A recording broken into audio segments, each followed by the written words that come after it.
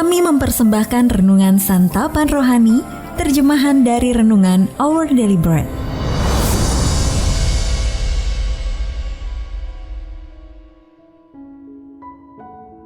Untuk menerima notifikasi video baru kami, silakan tekan tombol subscribe dan tanda lonceng di bawah ini.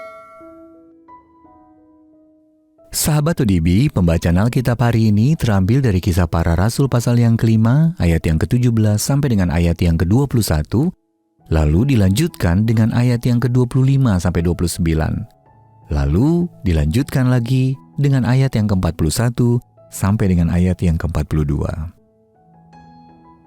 Kisah Para Rasul pasal yang ke-5, ayat yang ke-17 sampai dengan 21, lalu dilanjutkan dengan ayat yang ke-25 sampai 29, lalu dilanjutkan lagi di ayat yang ke-41 sampai ayat yang ke-42.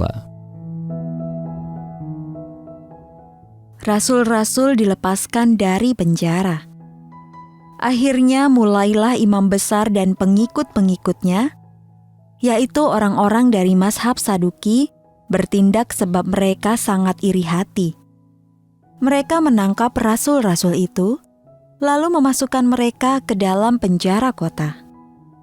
Tetapi waktu malam, seorang malaikat Tuhan membuka pintu-pintu penjara itu dan membawa mereka keluar. Katanya, "Pergilah, berdirilah di bait Allah dan beritakanlah seluruh firman hidup itu kepada orang banyak." Mereka mentaati pesan itu, dan menjelang pagi, masuklah mereka ke dalam bait Allah, lalu mulai mengajar di situ.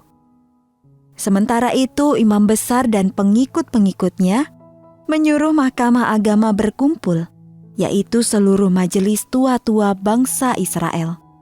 Dan mereka menyuruh mengambil rasul-rasul itu dari penjara. Tetapi datanglah seorang mendapatkan mereka dengan kabar, "Lihat, orang-orang yang telah kamu masukkan ke dalam penjara ada di dalam bait Allah, dan mereka mengajar orang banyak."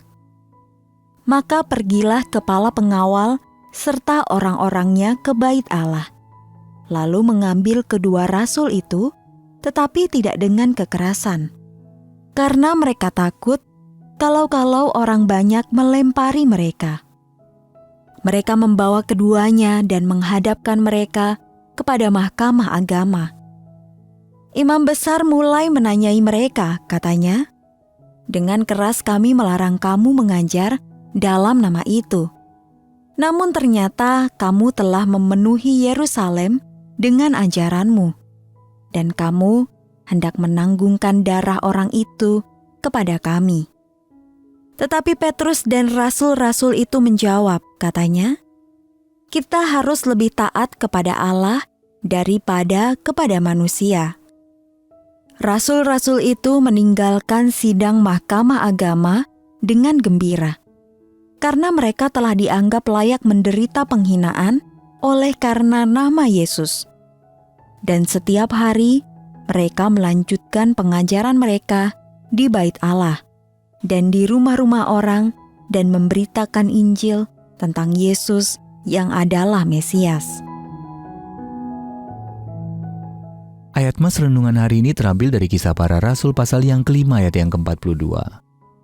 Setiap hari, rasul-rasul melanjutkan pengajaran mereka dan memberitakan Injil tentang Yesus yang adalah Mesias. Renungan hari ini berjudul "Teruslah berbicara tentang Yesus", ditulis oleh Ellison Kieda.